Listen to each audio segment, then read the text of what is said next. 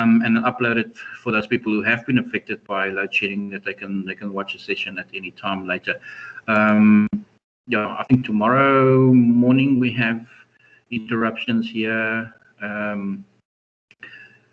That's if nothing else changes in the meantime. But apart from that, no, no doom and gloom. It's actually a wonderful Monday morning out there. Very crisp this morning when I was doing my neighborhood walk around about 4:30, and rather crisp. Yes, this is the seasons have definitely changed. That I can conclude from this morning's outing. But all good, all good. However, I think we all need a break at some point very soon.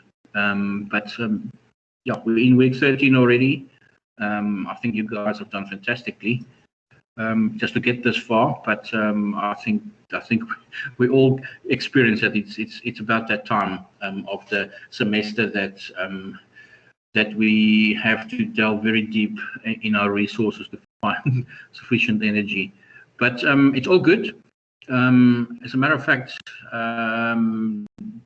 today's chapter 11, is actually quite an interesting chapter because, and I think for those who can remember that far back in your first year in 2019, we did integrated marketing communication, IMC, that whole process and what's included in that.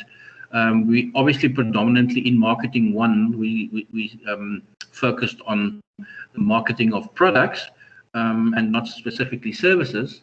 And this chapter, a lot of that won't be unknown to you, but it's pretty much this chapter deals with how do management or a business owner or the management of a company who's a service provider, how do they adjust the traditional marketing communications methods that apply to the marketing of a service, a product? How do they adjust that for the marketing of a service? Because it's distinctly different purely because of the intangibility component of characteristic of services. It's very simple to be able to do a demonstration of a particular product and the customer could still taste it. And if it's, however, a visit to the hairdresser or a visit to a doctor, you can't really promote that in the same manner and apply those same methods when you are marketing a service. And that's what we're going to be looking at. And not to say that all the traditional methods are thrown out the window. It's very often a combination between those traditional methods of communication with your consumers, and then just slightly modified for the fact that you are representing a service provider now.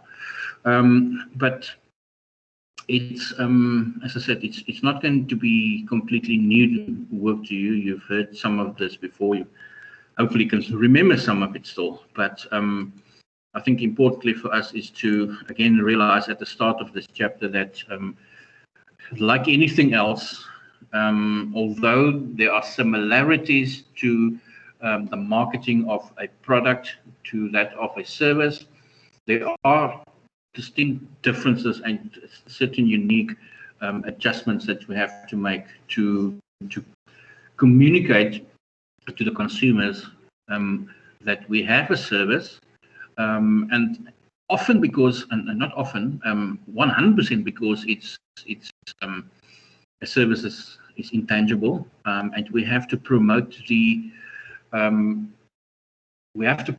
what we offer to the customers. That's how we communicate to them, and it's very difficult sometimes for the customer if they cannot see it and touch it and feel it and use any of their senses to evaluate it. The tools that is available to us to communicate to our customers and to describe to them what we would like them to experience. In other words, the promise that we make as a service provider, and then what actually happens in the service delivery.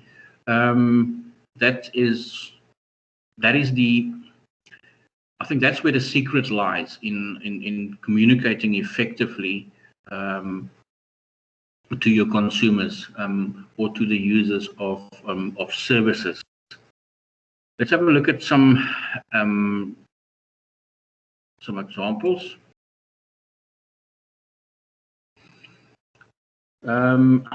We start off obviously by listing some of the traditional components of the marketing communications mix. If you can remember correctly from year one, we look at each of them quickly individually at the hand of an example. Advertising can be done on television, in print media, on radio.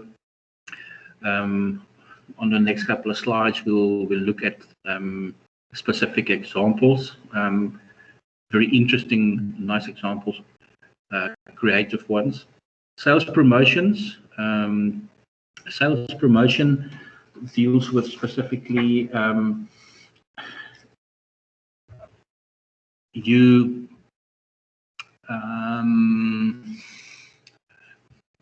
not going to get a sales promotion from a doctor or from a dentist. You might get when it comes to how you pay the bill, but in communicating service or trying to sell or inform consumers that a product is available, a sales promotion is quite nice because people can actually, like for instance, this evening at the Spur on Wednesday evenings at Steers. It's Wacky Wednesday, and it's buy one free when you get to the Spur kind of thing. That's quite simple. I mean, that's a sales promotion. People go for it and they enjoy it. We look at how that can work for services too. Direct marketing, products, door to door. I think direct marketing, when it comes to services, is going to be slightly challenging. So it's personal selling, but we'll address that. The internet has become very popular to promote products, but also to inform consumers and educate consumers because it allows you the opportunity to have a lot of information available, and people tend to rather gather the information and become more confident in the decision that they make with all the information that they receive before they then make a final decision. Public relations, we know that it's the old way of ensuring the success of your business is to ensure that you have a very good relationship with your customers. Public relations does not necessarily purely and only refer to the after-sales service. It's in general the relationship that you have with your customers, treating them as treating every customer as a special customer, and not just the thousandth one or the first one, or and I think that is difficult sometimes with services. But I think also services have an advantage where they can, through good public relations, create a very nice image for their service, and that can go a long way to communicate to the customers, especially because customers use methods like direct, methods like word of mouth and referencing, talking to their friends about the good services that they've experienced, and therefore a good relationship with your customers would be very important. Publicity, we all know, some people say bad publicity is not necessarily bad. Any form of publicity is actually good. I beg to differ slightly. Bad publicity, especially in the times that we currently find ourselves, is probably going to harm your business more than you think. I know that that's an expression that is made with tongue in cheek, but bad publicity is just going to, with all the technology that we currently have, and the wide reach and the range of social media platforms that's available, the bad publicity is just going to be the end of it. You really have to be a very, very strong business, and even strong big businesses like Coca-Cola and Toyota and VW and BMW and all these have actually, to a certain extent, suffered as a result of the recent indiscretions that was made public, and they can survive. They will take a knock, but they will survive because they're big enough and established enough. But for new businesses, it's going to be difficult if you have any form of bad publicity at the moment, because the consumers are so much better informed as they were a number of years ago. Right, so in your integrated marketing communications approach, you must ensure that the message you want to get across and the position that your business holds, in other words, remember, positioning is about the position of your business, the image of your business, your brand in the mind of the consumer in relation to the other competitors offering the same service as you, is so important for any business, that you have to ensure that you communicate properly and use all the communication tools that's available, and rather coordinate all the options that you have available than focus on one specific tool and focus just on using that particular communications tool. But to me, equally important is also that you deliver that kind of communication to your customers consistently. You cannot present a certain kind of experience once and then 5 days later a different experience. I know that we have identified throughout this module that because the human element is so much more involved in delivering of a service, it makes it very difficult for it to always be consistent. But that's what is going to differentiate you from another business. If you can consistently deliver. The example I can think of is on the next slide, is of FedEx. FedEx is a well-known international courier, and FedEx is renowned for the fact that they deliver in time as promised, and they do not, and they always live up to that particular promise. They hire and fire people purely because they have not delivered according to the promises that they were made, and that's why they have been so successful, because that's what people want to. People want that consistency. They want that reliability, and over years, FedEx have established, especially in America, they've established themselves in the market as a very reliable courier company with great integrity. In other words, they don't just promise, they deliver on their promise consistently. And that's all anybody can ask in any business. And I promise you'll be in business like they've been for many years just because of that. They will all make mistakes along the way, but the reality is that if you can be consistent in the service quality that you deliver, you will always have a better chance than your competitors. There's another creative way of using a billboard. I thought it was actually quite clever, with a billboard ad that says, what if a bank really did give power to the people, and they have two solar panels up there that actually just do just that.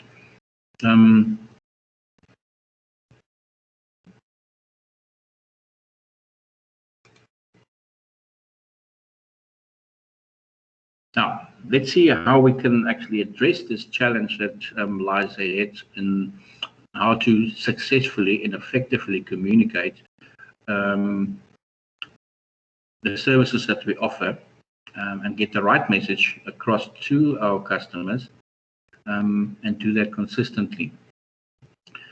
We know that different techniques need to be, or existing techniques need to be modified and adjusted for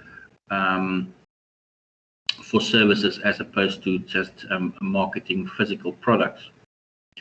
It must, however, be congruent to what the service delivery is. In other words, the service promise that you make has to actually happen. If it doesn't, we know that there's a difference between what was promised, in other words, what was expected by the customer, and then what was actually experienced by the customer. In other words, which you have delivered. You either over-promised and under-delivered, and that's what you don't want to do, or you have under-promised and over-delivered, and that's probably better, although you can't be consistent with that. The difference between those experiences is what we refer to as the promise gap. In other words, I promised you I'll be there by 10 o'clock. I got there at 10:30. Okay, so what was communicated and what was actually then eventually delivered is different, hence the fact that a promise gap and a negative promise gap in this case was experienced. 4 principles or 4 major factors that can cause that kind of incongruities between the service delivery and the service and what was communicated, in other words, what was promised, is because management was not sufficient. Management did not live up to that promise. Management did not take every step possible, every step necessary to ensure that they will be able to deliver on what they have promised. Customers, on the other hand, could also be unrealistic in their expectations. Sometimes it's just not possible to do something in a particular time or time frame. That can also lead to the fact that there is a break in what was promised and what was experienced. And this is where the communication, the final component, comes in. Internal communication in a company as to what's happening and where in the service delivery process we are is important, but it's equally important that you do not just internally communicate, but that you also communicate to the customer, because if the customer has a certain expectation and you know that you won't be able to deliver it because of something that happened that could and often is out of your control, it needs to be communicated to the customer. The fact that we cannot have the ostrich approach here where you just stick your head in the sand and think that the problem is going to go away. I had a Labrador like that, and he was very known for stealing food off tables, especially coffee tables. He's not going to jump on a table and eat the food, although some Labradors do that. But he was that very subtle appearance through a room, and then you actually talk to the person next to you, and if you look back at your plate on the coffee table and your muffin is gone. I caught him one day with the muffin in his mouth, and he was looking away, as if to say that, you know what, if I can't see you, you can't see me, kind of thing, which obviously didn't work. But we cannot have that kind of approach. We cannot wish the problem away. If we are aware that we're not going to be able to deliver on our promise to our customer, we have to inform the customer and keep them informed as to where in the process we are. I recently used a local courier, DHL, And DHL was in contact with me constantly regarding a delivery that I was expecting at a certain time, but which they will not be able to do because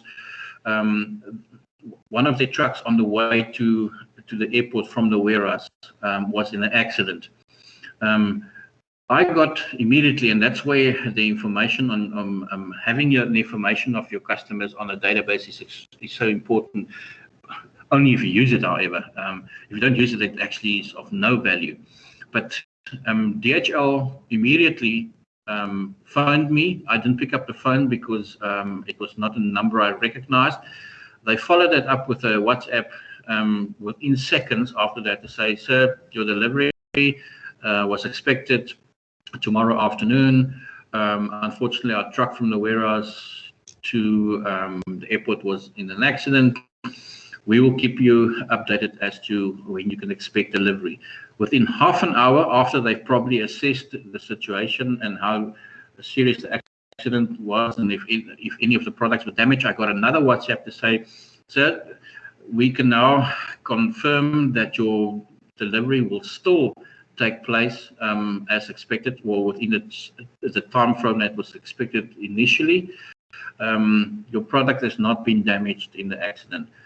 The next morning, I got a WhatsApp when I woke up to say, nothing has changed. You can still expect your delivery between 12 and 4 in the afternoon. And lo and behold, between 12 and 4 in the afternoon, I got a WhatsApp, sir, we're just outside your complex. Can you provide us access because your delivery has arrived? So the fact that something happened, it could have been dealt with completely different. They could have just said, okay, right, sorry. The customer is expecting it at a certain time. Let's try and do everything we can to still deliver it on time, but no communication to the customer. If they didn't deliver on time and they then phoned me in a day's time to say, sir, sorry, the delivery was supposed to happen yesterday. It didn't because our truck was in an accident and you know what? That hasn't got the same effect on me as the consumer as the first scenario where they kept me in the loop the whole time. They preempted that and prepared me that delivery might be later because of what they've experienced. They still delivered in time, but they never kept me out of the communication where I would now have to say, all right, maybe they could have done something different. Maybe they could have just told me in advance that delivery is going to be late. And I think that is an example of where consistency in correct communication. Obviously, the internal communication was done correctly. They followed the system and the process. Immediately what happened is an accident. The tracker picked up that the truck is actually now stationary. They contacted the truck. Nobody responded. Or somebody who's not one of the employees picked up the phone and shared the information regarding the accident with them. The whole system immediately kicked in internally, and they knew what the next steps should be to contact the customers whose parcels were in that particular truck. So you can only communicate sufficiently if your internal communication is effective, if you have an effective system in place, and if you actually are going to implement that system effectively. In other words, include the customer in the communication as well to ensure that the expectations are not just met but exceeded. Will I use these services again based on my experience? Absolutely, for sure, because they kept me informed the whole time. They knew what they promised. They wanted to deliver to that promise. They realized there's a possibility that they might not be able to, but they keep me informed the whole time, and they kept their original promise. That's 5-star plus, in my opinion, when it comes to service delivery. Part of or another critical factor that can impact on the promise being different to what was experienced is customer education. If there's not sufficient customer education, and with customer education, we specifically refer to how consumers are in any form of communication to them, be it via internet, be it through WhatsApp, be it through your commercials and the promises you make, to explain the whole process to them. If the customer was not properly educated by sharing valuable information on what your service involves and will involve, they might experience it as a bad. They might evaluate it and grade it as a bad experience, but actually, you didn't tell them what to expect. Therefore, the expectations were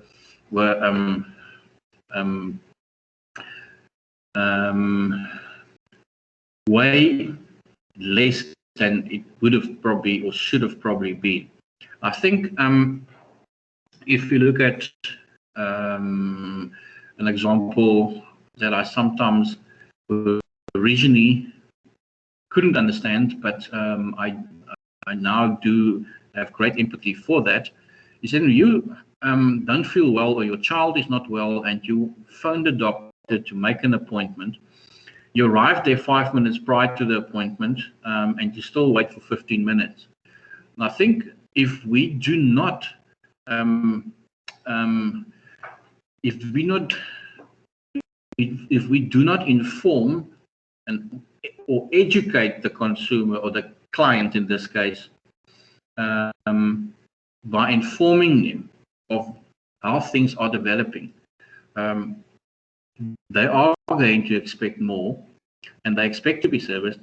And I have often heard this in a doctor's waiting room where people are saying, well, this is just typical. I mean, I don't even know why I make an appointment because I always wait. You know what? In that particular, in a doctor's room, a general practitioner's doctor's room, you're not the only sick person. You're very, very unlikely that you will find that there's nobody else who's also not feeling well. That's number one, the reason why you make an appointment. So you can't just walk in and expect it to be serviced, because there are people who've actually followed the procedure and made an appointment. If the person, and if they are, and obviously I've been to a few of these, and I also always enjoy it when in a doctor's practice, for instance, they have a sign up there at reception that says, please, when you arrive, announce yourself at reception. Then the person at reception, regardless of, and there's usually more than one, who has taken your call earlier in the day when you made the appointment, checks and says, okay, right, is your details still the same, sir? Yes, the details are still the same. Oh, no, my detail has changed. Right, can you just fill in this form for me? And sir, the doctor, I know you've got a 10:15 appointment. The doctor is running slightly late because he had to move his appointments because there was an emergency. And it happens because in a doctor's room there can be emergencies. I mean, I took one of the laborers who was doing a patio roof for me, who cut off his finger, to the doctor, and you know what? I've got a piece of finger here in a plastic bank bag, and I've got a bleeding laborer here. And what do you think? So you know what? You don't have an appointment. No. They treat those kind of emergencies immediately, and that means that it impacts on everything else that follows after that. If you do not communicate that through proper information and education to your customers, then obviously they're going to be unrealistic with their expectations. And you know what? It's one of those things. You are going to wait because the doctor never knows how serious a condition is until he actually sees the patient. That's just part of what, that's just part of the service he delivers. Right.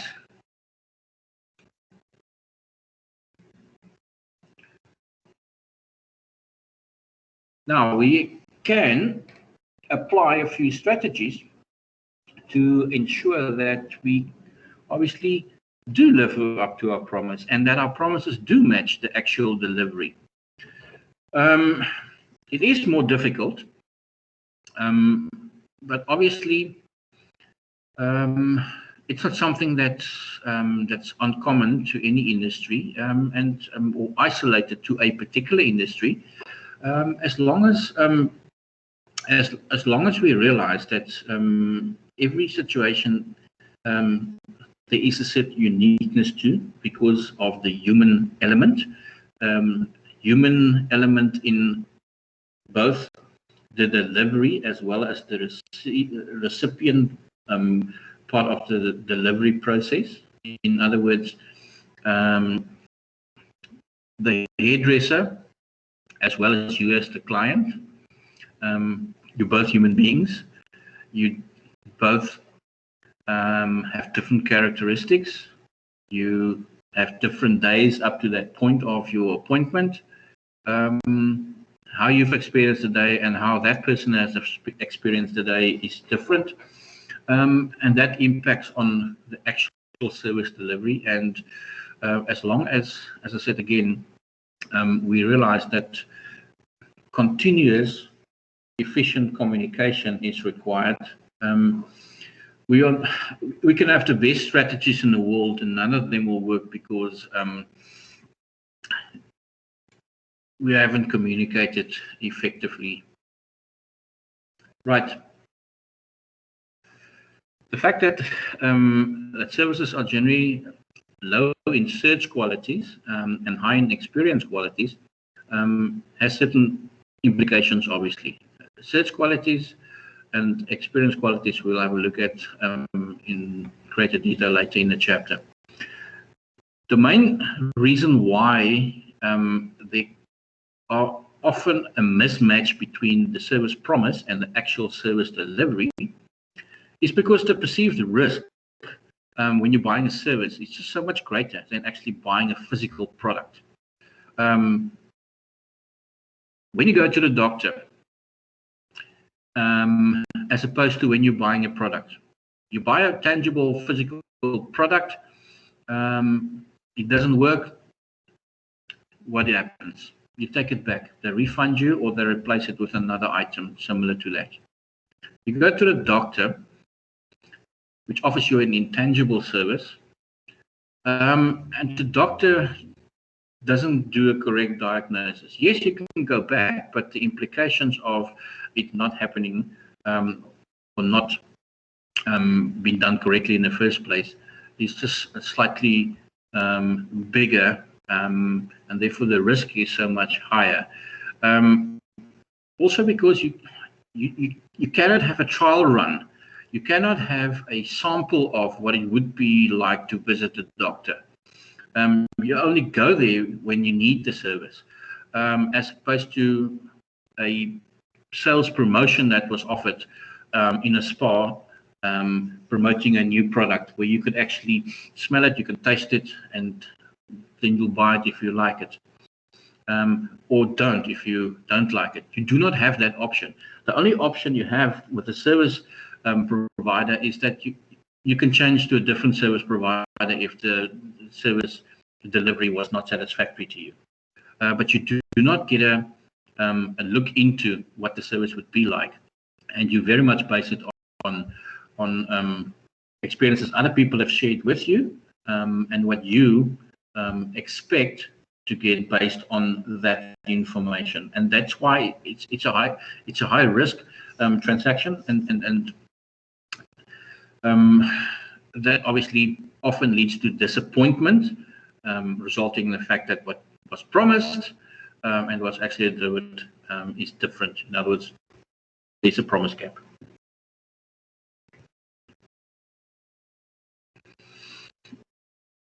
The fact that what we've just said actually exists has implications for deciding on which communication medium you are going to decide upon. any form of promotion relies heavily on how it's communicated. And let me just change the slides here. That brings the communication model into process. You've seen this before. I'm not sure. I can remember from other modules. I think it's a second-year module in sales, and especially when we're dealing with direct selling and where communication is extremely important.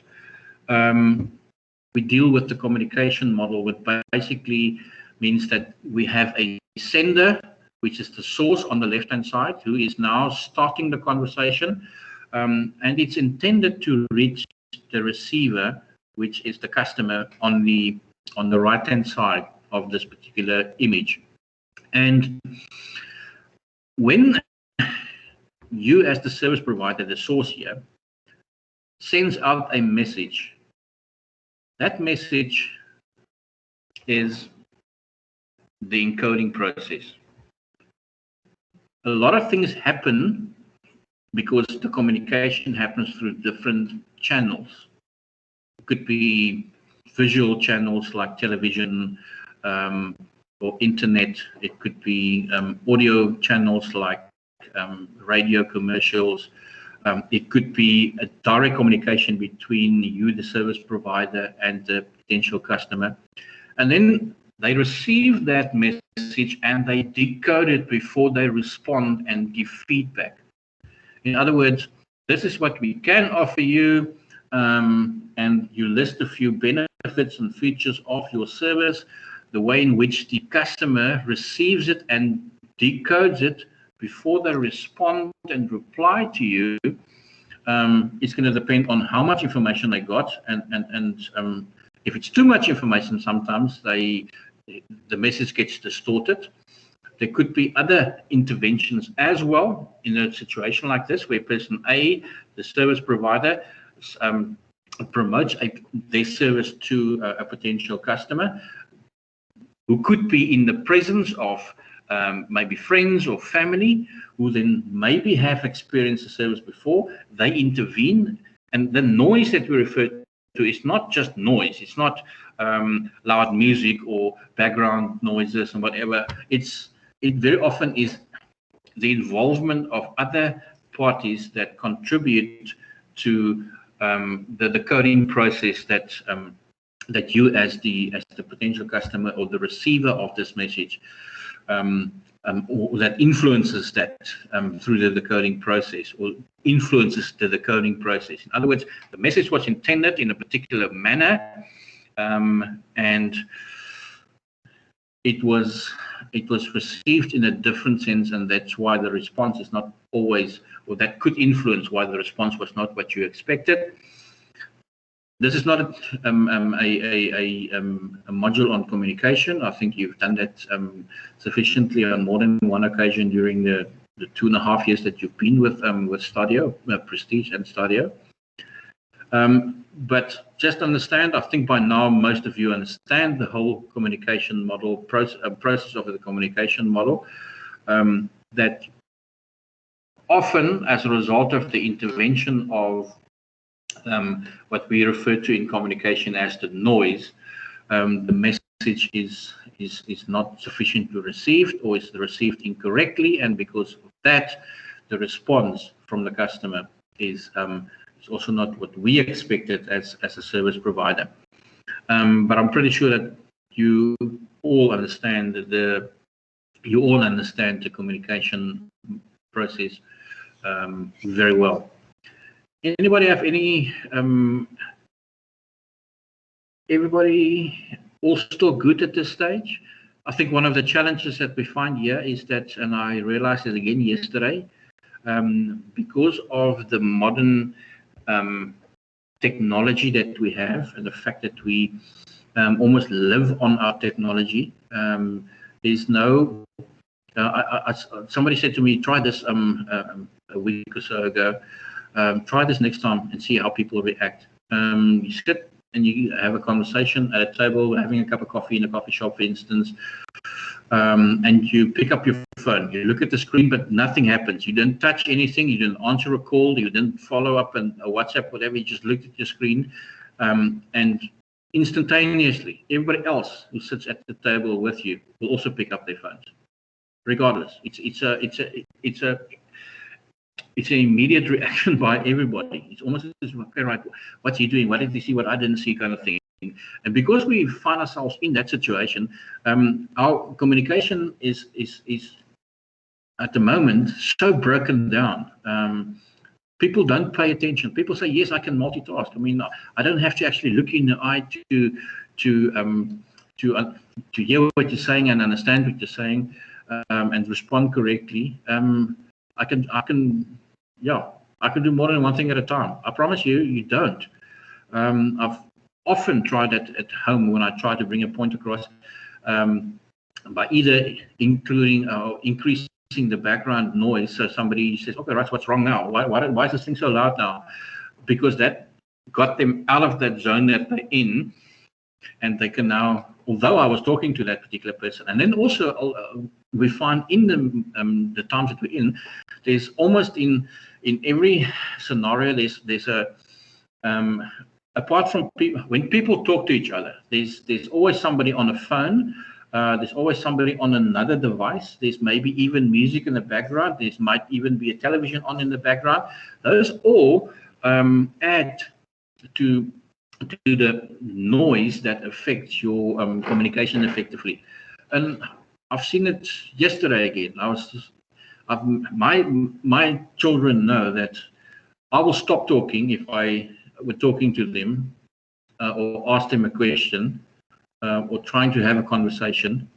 If there's not an immediate response, I will stop talking, because stop talking means that, okay, right, there was something that happened now, I'm not sure why, and then they'll look up, and then actually they know they need to make eye contact when they are in a conversation. And it's so important, because we think we can, but we don't. These are all things that impact, and I'm pretty sure you've experienced that as well. I mean, don't you just hate it when you have to repeat yourself, because after you've said something and you ended with a question that a person needs to respond to, and you don't get that answer because they just didn't listen, because that is, there's nothing more annoying than that, to me. I'm not sure. I mean, how do you experience? How do you take it if that or don't you get in situations like that, or are you just all Gen Zs and this is how you Gen Zs communicate? Please share with me that I can learn. Maybe I've been using the wrong methods.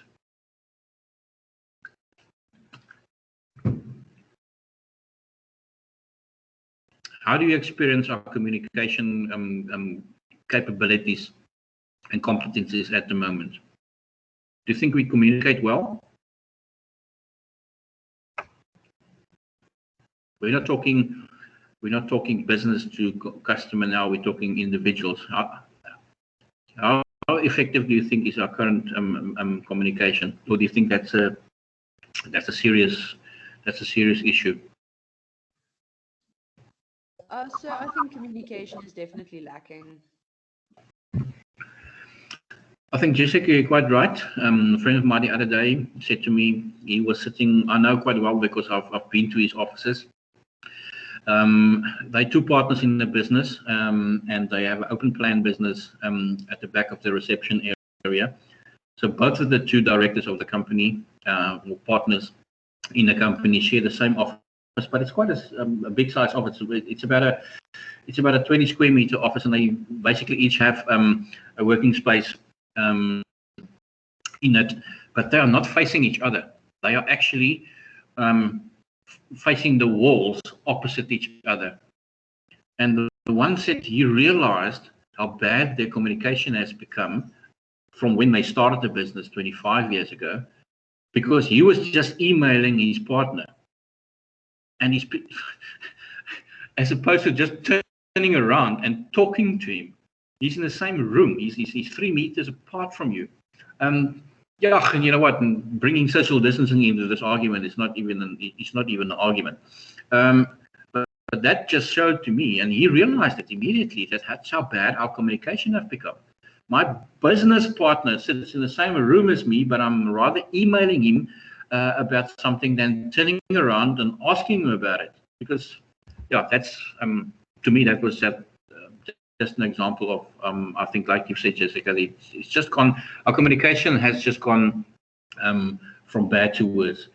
It's almost as if there's too many things that we want to say, and we do not know how to react to more than one, because you can't react to more than one person. If 5 people ask you 5 different questions at the same time, whose question do you answer?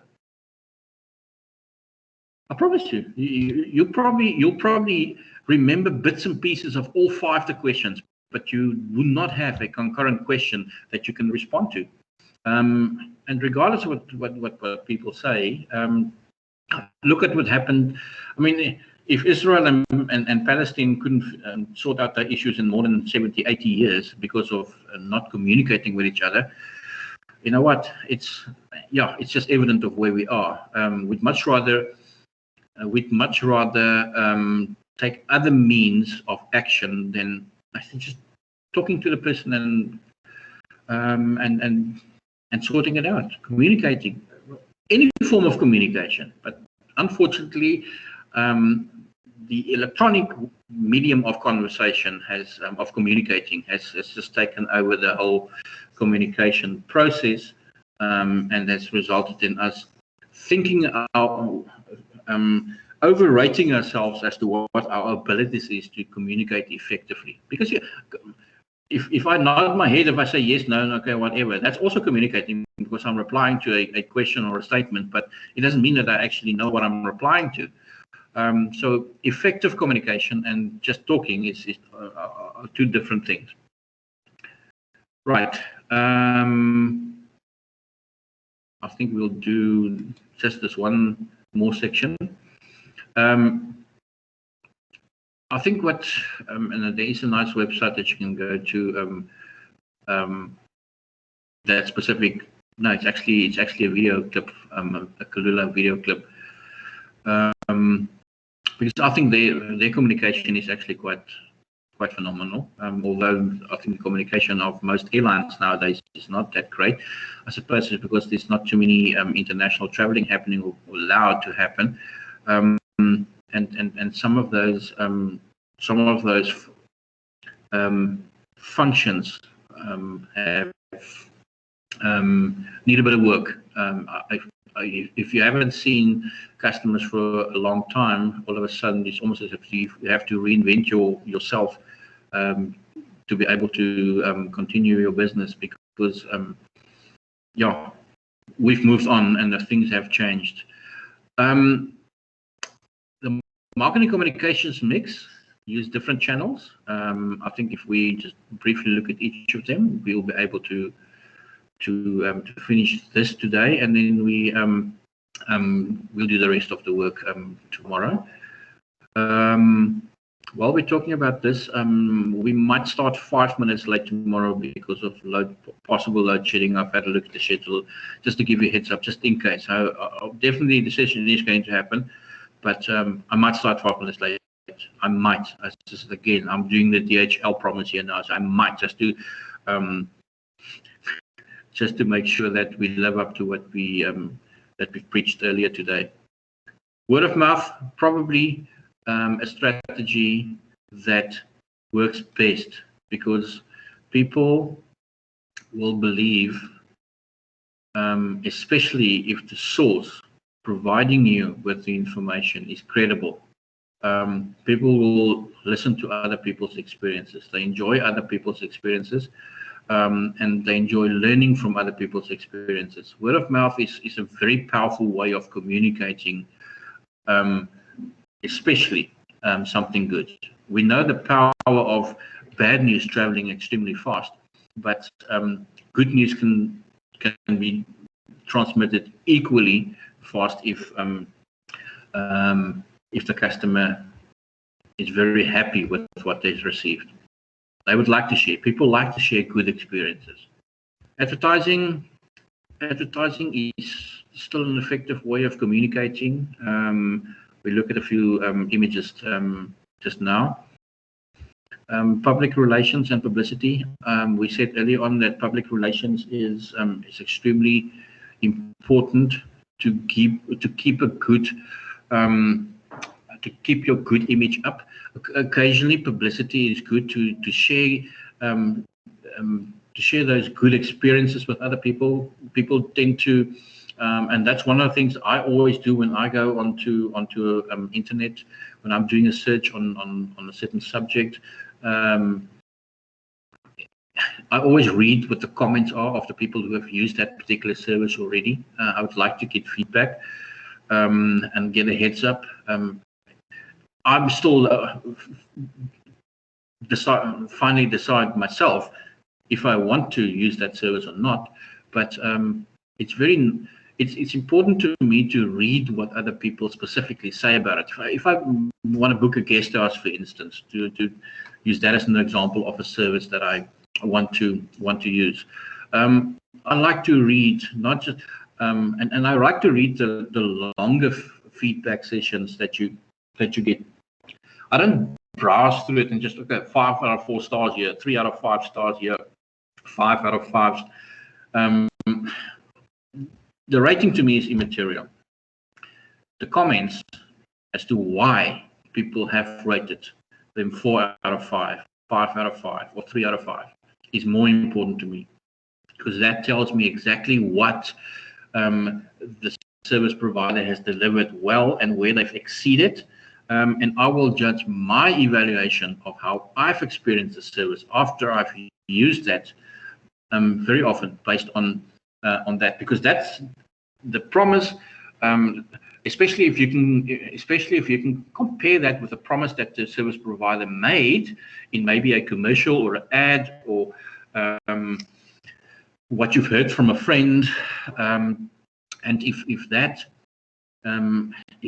then turns out to be exactly the reason why 9 out of 10 people rate them 4 out of 5, when you read the comments, it matches the promise that the service provider made, that was experienced by people who commented on exactly that. In other words, expressing that what was promised was actually delivered, and sometimes over delivered.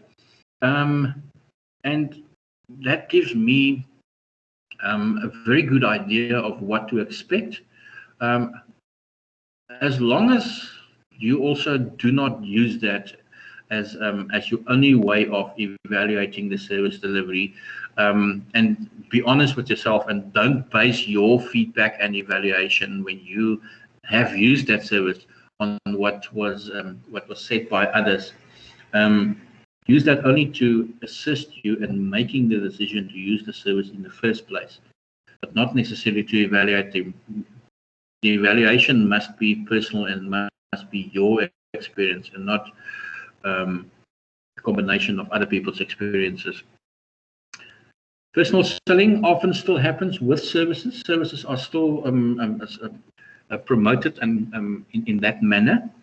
I think there's still a lot that I want to say, but I don't think that the time will allow us to do that today. So I'd much rather bring everything to a halt here. And then there's a few additional examples that I have thought of while I was chatting to you guys today, and I want to just include that in the presentation, and I'll upload the new modified version when I'm done with that this afternoon or this evening, depending on when load shedding affects me. But I'll plan around that. But thanks for everybody that were here today, and for whom it was possible, that was not affected by load shedding. And hopefully we can continue this tomorrow, and we will be equally less affected. If anybody has any questions, you're more welcome to ask me now. If not, then we can call it a day, and we chat again tomorrow in the fourth period, 12:20. Thank you, sir. I don't have any questions. Thank you, sir. It's a pleasure. Thanks very much. Enjoy. It's almost lunch. Keep you all, stay safe, and we'll chat again tomorrow. Thank you, sir. Bye, sir. Cheers. Bye-bye.